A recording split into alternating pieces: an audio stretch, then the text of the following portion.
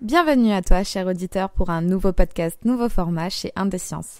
Aujourd'hui, en compagnie de Romain, nous recevons Vincent de chez 3Prime et Antoine de chez Moveo au sujet de la réalité virtuelle, réalité augmentée dans la médecine.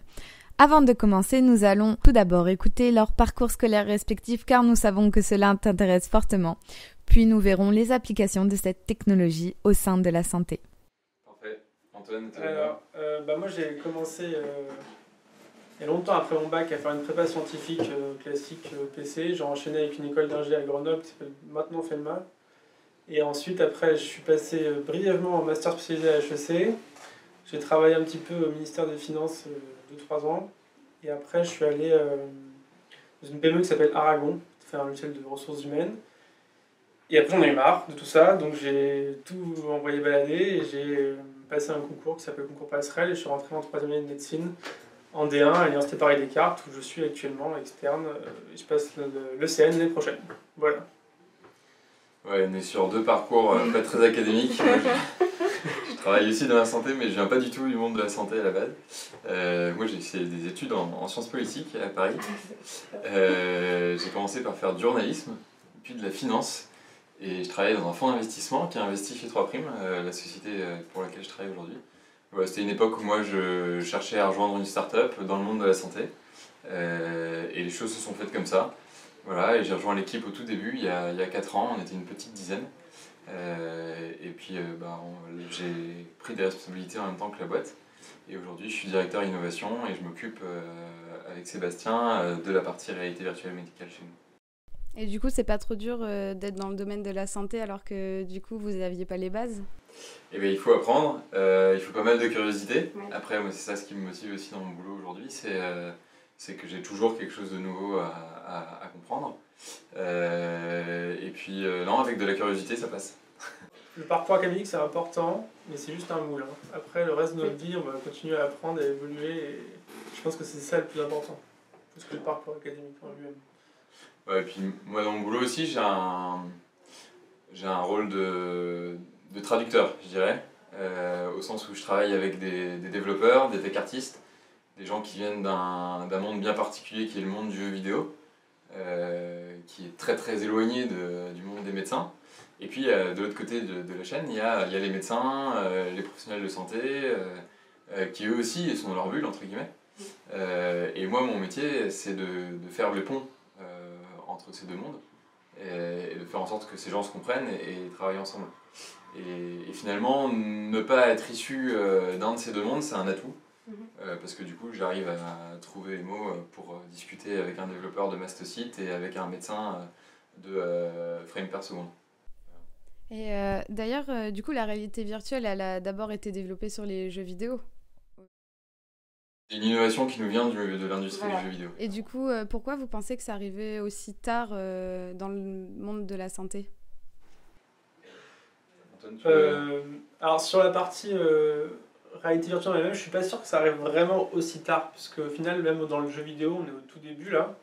On voit que PlayStation vient de sortir son casque et qu'il n'y a pas encore énormément de propositions de jeux vidéo et qu'ils ont même un peu du mal à trouver un marché dans le jeu vidéo parce que le hardware est assez cher encore et que ça se développe, à mon avis, en ce moment plus sur une partie business to business, sur une partie entreprise, et dans lequel le monde de la santé, pour moi, est quand même, je dirais pas en retard, même assez en avance sur pas mal de points. On utilise des technologies, enfin, ils utilisent des technologies du jeu vidéo, mais on n'est pas en retard pour moi. Je pense que c'est un des rares moments où justement la santé a pris le wagon en marche, alors que souvent elle l'a pris en retard, mais là j'ai l'impression qu'elle le prend dans le bon sens.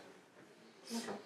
Ouais, je suis assez d'accord avec ce que dit Antoine. Après, je viendrais nuancer un petit peu quand même ton propos. Effectivement, quand même, je pense que le secteur de la santé va mettre un peu plus de temps à accepter la réalité virtuelle comme un outil. Mais ça, c'est classique sur le secteur de la santé, c'est valable pour toutes les innovations technologiques. De fait, quand on parle santé, on parle d'enjeux forts, des enjeux humains. Et donc, du coup, les les processus de validation, notamment réglementaires, sont beaucoup plus longs. Donc avant par exemple d'avoir un module de réalité virtuelle en rééducation thérapeutique utilisable par des patients avec une valeur thérapeutique validée, et ben il va s'écouler quand même pas mal d'années parce qu'on va passer par tout un process de validation réglementaire qui peut prendre une dizaine d'années. Ouais. Ouais, donc ça effectivement il y a une réticence plus forte du milieu, du secteur de la santé à intégrer l'innovation technologique parce qu'ils mettent plus de temps à valider que c'est pas nocif. T'as une question ? Ouais, bah alors justement, moi j'ai une question peut-être toute simple et qui va, je pense, intéresser nos auditeurs, c'est qu'est-ce qu'on entend par réalité virtuelle ? Qu'est-ce que c'est la réalité virtuelle ? C'est n'importe quoi. Pas si simple. Merci d'avoir posé. Alors ce qu'on appelle aujourd'hui classiquement la réalité virtuelle, c'est le fait, à travers le média d'un casque, d'être immergé dans un environnement qui n'est pas celui dans lequel on se trouve. Donc voilà, je vais prendre des mots très concrets. Il aurait fallu qu'on ait un casque, mais on met une sorte de casque de ski sur la tête et on se retrouve plongé dans un univers qui peut être en 3D ou en vidéo.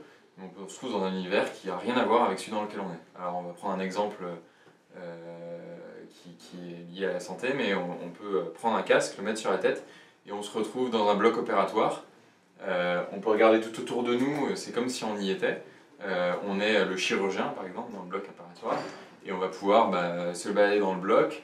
On a notre patient qui est sur le billard, on va pouvoir l'opérer alors qu'en réalité on se trouve dans cette pièce, dans un bureau dans le 11e à Paris.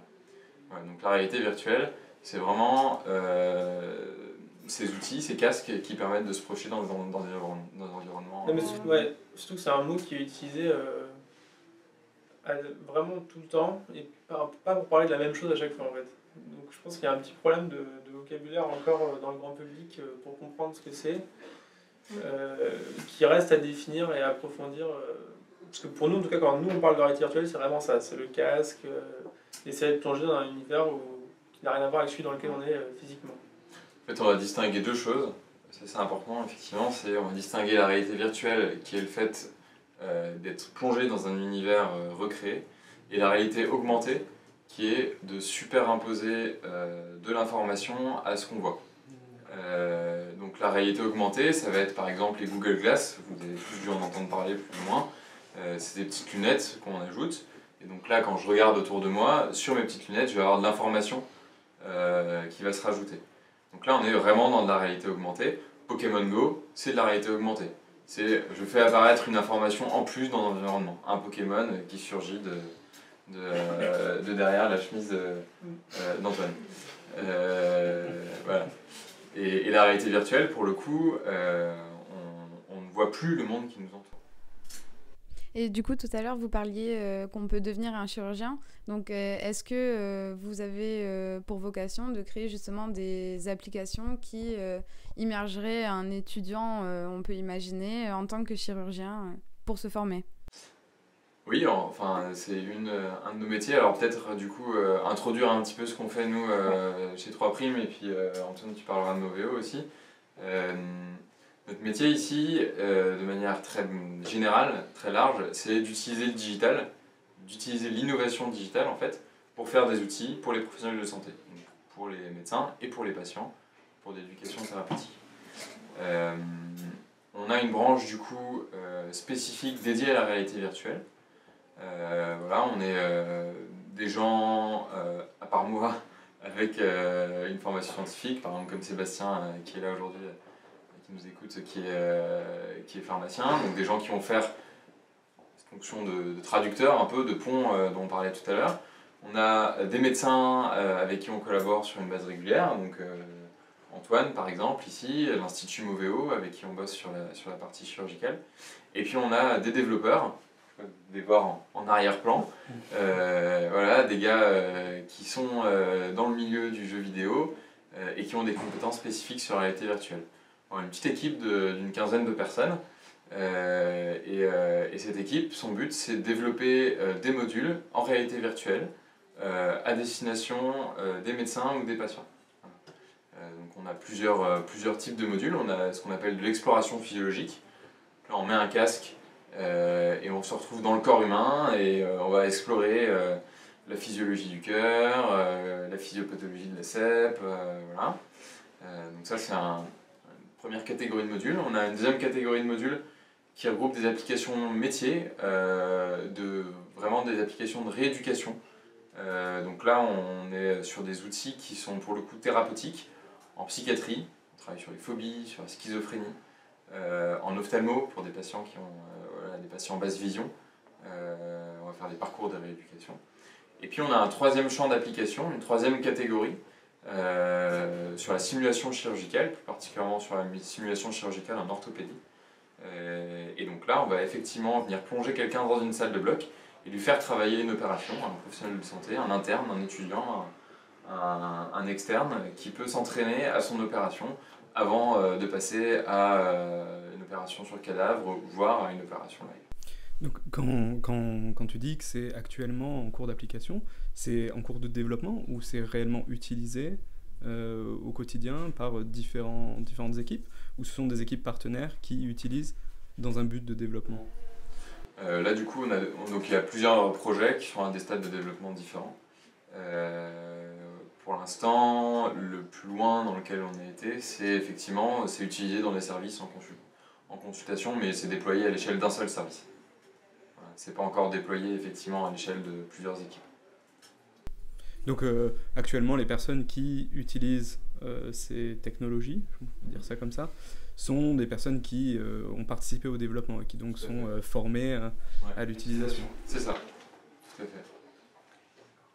Et pour la fondation, alors, la fondation a été créée en janvier 2014. Donc la fondation Moveo. Moveo, c'est ça, avec comme objectif d'amener le numérique au bloc opératoire et dans la chirurgie en général, avec un constat qui était en 2014 qu'il y avait encore des écrans à tube cathodique dans le bloc opératoire. Donc pour ça, on a eu plusieurs axes de développement et le premier était autour de la réalité virtuelle. Alors pour le coup, c'était une réalité virtuelle dans un monde réel, puisque c'était filmer une chirurgie avec 2 GoPros sur la tête pour avoir un angle de vue à 180 degrés et le mettre dans les Oculus et pouvoir donner à l'interne une vision qu'il n'a pas souvent, parce qu'il est souvent en face du chirurgien, mais qui est la vision du chirurgien.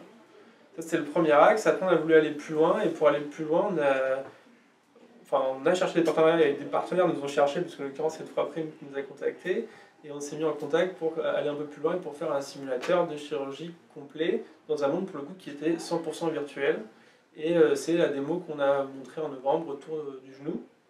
Et là, c'est un objectif qui est très clair, c'est d'essayer d'apprendre les étapes d'une chirurgie. Parce qu'une chirurgie, c'est plusieurs étapes, assez compliquées à retenir. Et la base pour être un bon chirurgien, c'est de connaître toutes ces étapes. Donc en fait, on les pratique une à une, étape par étape. On ne recherche pas le retour de force encore, on a un simulateur qui est très précis dans la reconstruction de la 3D, mais qui ne va pas amener des sens en plus, c'est-à-dire qu'il n'y a pas le retour de force. Mais par contre, on fait les étapes de la chirurgie, et au niveau de l'apprentissage, c'est assez incroyable. Ouais, l'objectif sur la simulation chirurgicale, c'est vraiment d'améliorer la courbe d'apprentissage sur des opérations. Et on ne vient pas remplacer la simulation sur cadavre, on ne vient pas remplacer les notices de préparation d'une opération, on vient vraiment rajouter une étape, rajouter un maillon dans la chaîne de formation du chirurgien. Voilà, on s'est aperçu qu'il y avait un gap, il y avait vraiment un trou entre le moment où le chirurgien lisait une notice, regardait une vidéo sur YouTube, et le moment où il se retrouvait au bloc. Tout le monde n'a pas l'opportunité de passer sur cadavre, ça coûte cher, c'est des choses qui sont compliquées logistiquement.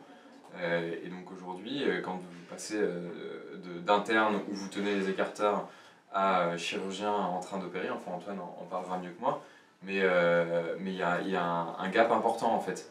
Parce que c'est très dur de se projeter quand on est en train de regarder une vidéo, c'est très dur de se projeter quand on tient les écarteurs, parce que déjà, c'est fatigant, et deux, on n'a pas le point de vue du chirurgien en fait.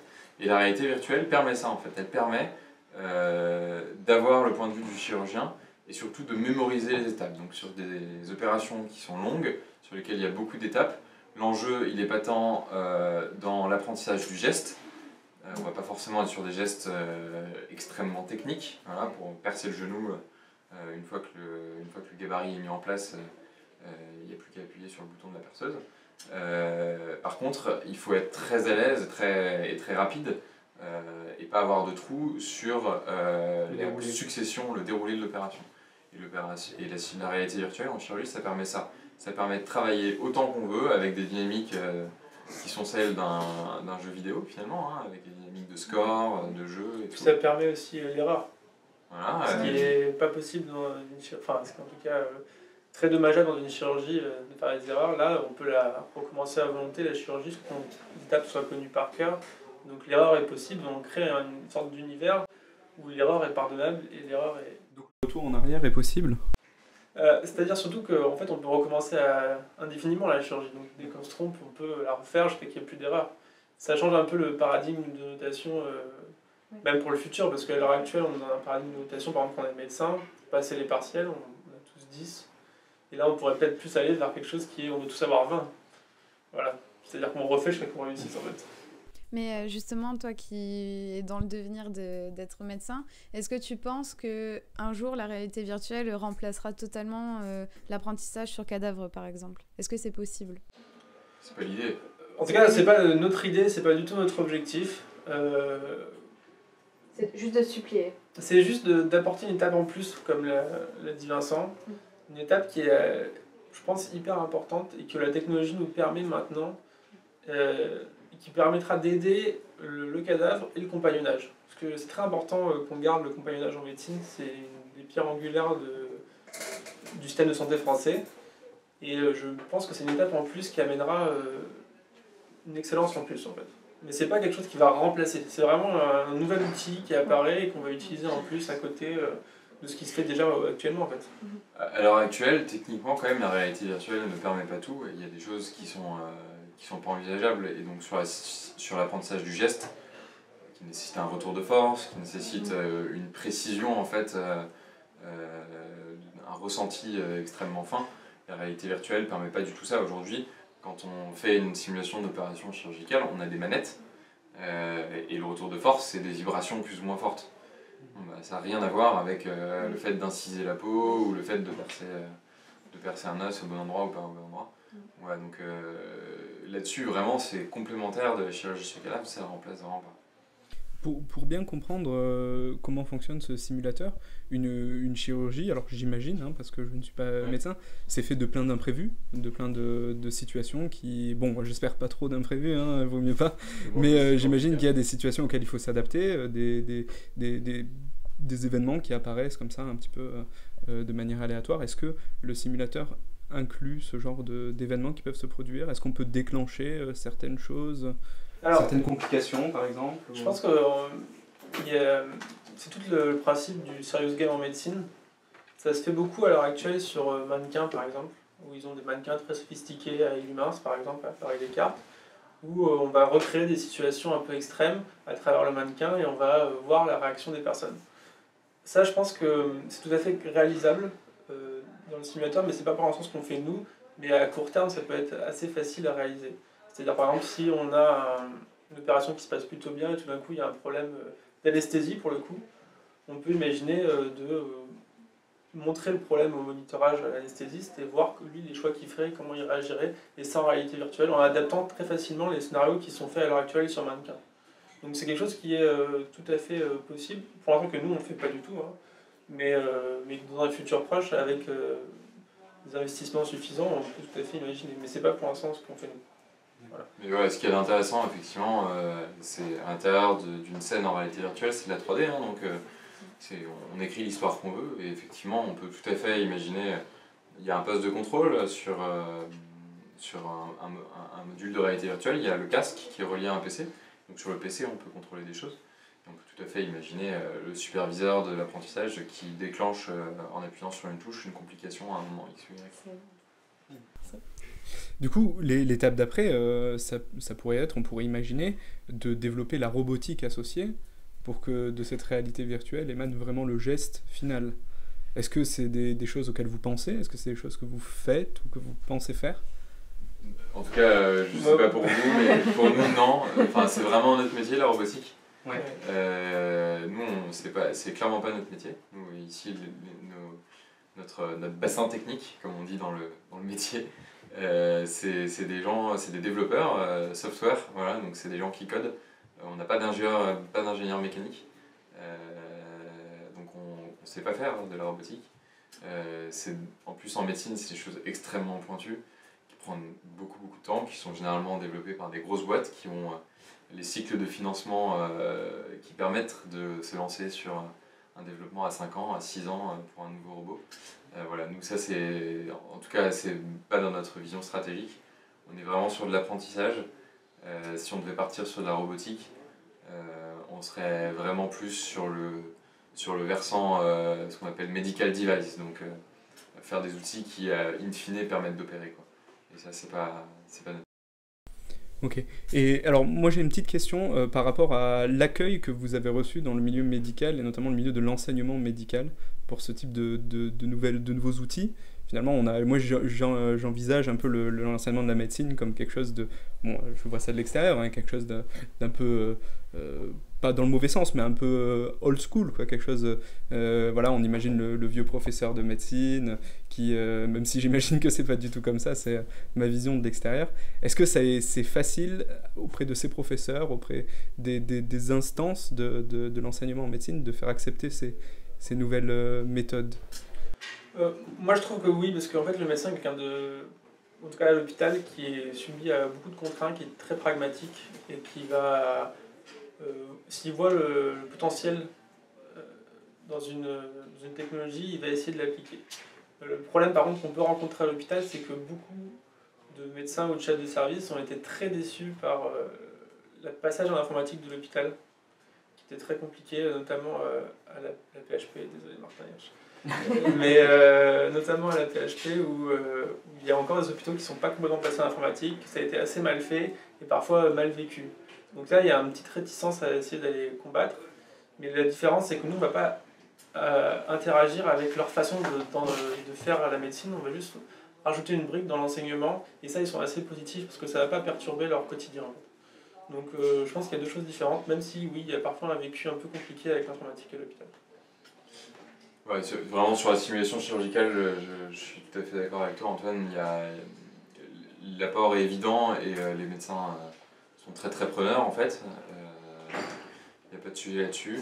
Nous on observe un frein parfois sur les modules de rééducation thérapeutique, où là il y a la vieille peur ancestrale de la machine qui remplace l'homme qui remonte un peu, et donc par exemple sur des parcours en ophtalmologie de rééducation basse vision, donc des patients qui voient mal, on va faire des parcours en réalité virtuelle pour qu'ils s'entraînent à des stratégies en fait, à mettre en place des stratégies pour se débrouiller dans leur quotidien, pour traverser une route, pour faire une cuisine, pour faire une recette dans une cuisine. Et donc là on travaille avec les médecins, mais aussi voilà, avec des orthoptistes, avec des professionnels de santé qui travaillent au sein du staff médical, mais en collaboration avec le médecin. Et chez ces gens, on a parfois cette peur de se dire mais ils sont en train de piquer mon métier. Voilà, donc tout l'enjeu c'est de les rassurer en disant, et encore une fois j'insiste là-dessus, on ne vient pas les remplacer et c'est juste un outil de plus qui est mis à leur disposition pour travailler avec le patient. Et enfin, en tout cas chez 3', enfin, moi à titre personnel au sein de 3', on porte cette philosophie que la médecine sera de toute façon et avant tout humaine et voilà, on ne cherche pas du tout, on n'est pas dans une optique démiurgiesque. Puis on arrive aussi à un moment où il y a une vraie belle dynamique qui s'est créée autour de la simulation. Je parlais d'Humans tout à l'heure, mais ils ont fait un travail très important à Descartes pour promouvoir cette méthode d'enseignement et ça marche de mieux en mieux, ça marche de plus en plus, ça se répand partout dans toutes les facs de France. Donc beaucoup sur mannequin encore, pas encore énormément sur les casques et la réalité virtuelle, mais on sent que la dynamique d'enseignement par simulation a trouvé un écho et est en train de se... Ça me fait penser à une petite question qui est très naïve, et là vraiment j'appelle à votre expertise là-dessus. Est-ce que, en faisant ça, alors l'intérêt on le comprend, il est évident de développer ces nouvelles technologies, mais est-ce qu'on ne sollicite pas l'étudiant, au-delà de compétences déjà très complexes qu'on lui demande d'acquérir en médecine, en physiologie, en biologie, sur des compétences plus liées à l'informatique, le digital, ce genre de choses. Est-ce que l'utilisation se fait vraiment clé en main, ou est-ce qu'il y a derrière une formation à acquérir vraiment sur le fonctionnement de ces outils ? Parce qu'on peut imaginer que pour toute une nouvelle génération, qui est ce qu'on appelle les digital natives, c'est ça ? Ça peut paraître évident, mais il y a aussi, j'imagine, toute une formation continue à faire avec des médecins qui ne sont pas forcément de cette génération-là. La clé en main, du coup, c'est notre rôle de faire en sorte que la clé en main, que la prise en main soit limpide, quoi. Et vraiment, on pourrait vous faire tester ensuite rapidement quelques modules. Sur la simulation chirurgicale, par exemple, on a des toubibs de 85 ans, des vieux professeurs en chirurgie qui ont essayé l'outil, et voilà, en 2 minutes, c'était parti, quoi. En fait, par rapport à des supports sur tablette, par exemple, comme on cherche à reproduire la réalité, il n'y a finalement pas de nouveaux gestes à apprendre, il n'y a pas une nouvelle logique, en fait, à apprendre. Il y a un petit temps d'adaptation, mais c'est assez léger, en fait, et assez simple de prise en main sur la réalité virtuelle.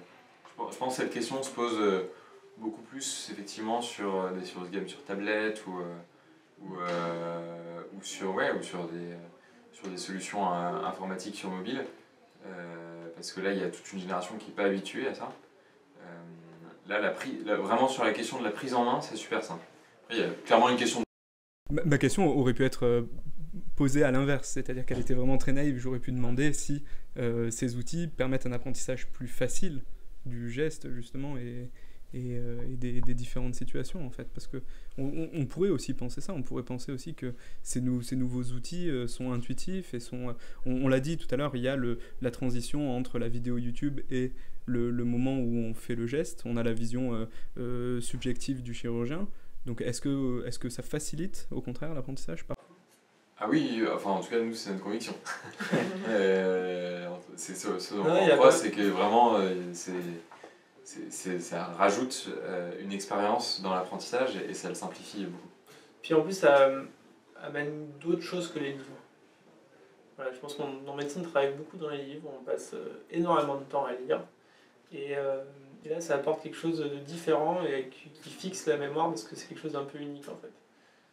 On passe par exemple 6 heures à lire dans une journée et tout d'un coup on a cet événement où on change de réalité. Au niveau de la mémoire, c'est incroyable l'effet que ça fait en fait. Le taux de mémorisation, quand on est acteur de son apprentissage, est 7 fois et demi supérieur à un taux de mémorisation quand on lit quelque chose. Oui, c'est valable pour tout ça. Ouais. Ouais. Et donc du coup, effectivement, il y a plusieurs études qui insistent sur ce point-là. Du coup, donc là, on était dans la réalité virtuelle, mais au début, vous parliez aussi de réalité augmentée. Donc, est-ce que vous pouvez nous en parler un peu plus, nous dire vos projets par rapport à ça ? Alors, la réalité augmentée, ça va avoir un impact pour moi beaucoup plus dans la chirurgie opérationnelle et pas dans la formation. Parce que comme son nom l'indique, on rajoute une réalité à ce qui existe déjà. Et on peut imaginer, il y a des travaux qui sont en cours là sur, par exemple, aider avec les lunettes HoloLens à visualiser les tumeurs pendant les opérations, qui sont des tumeurs assez invisibles, par exemple les tumeurs du foie, qui sont très compliquées à visualiser parce qu'on voit souvent des coupes qui sont en 2D alors que la tumeur elle-même est en 3D, avec un foie qui est quelque chose qui est très vascularisé, avec beaucoup de vaisseaux. Et donc on essaye vraiment de voir ce qui est possible de faire, mais là dans de la chirurgie opérationnelle. C'est-à-dire vraiment on va regarder si cette technologie permet de changer la façon d'opérer et changer la façon de visualiser. Parce que le gros problème d'un chirurgien, c'est souvent l'incapacité à voir bien. Plus il verra bien, plus il sera opérationnel, plus il sera efficace. Donc plus on arrive à augmenter la vision du chirurgien, plus on en fait un peu une sorte de super-héros, de super-chirurgien en fait, tout simplement.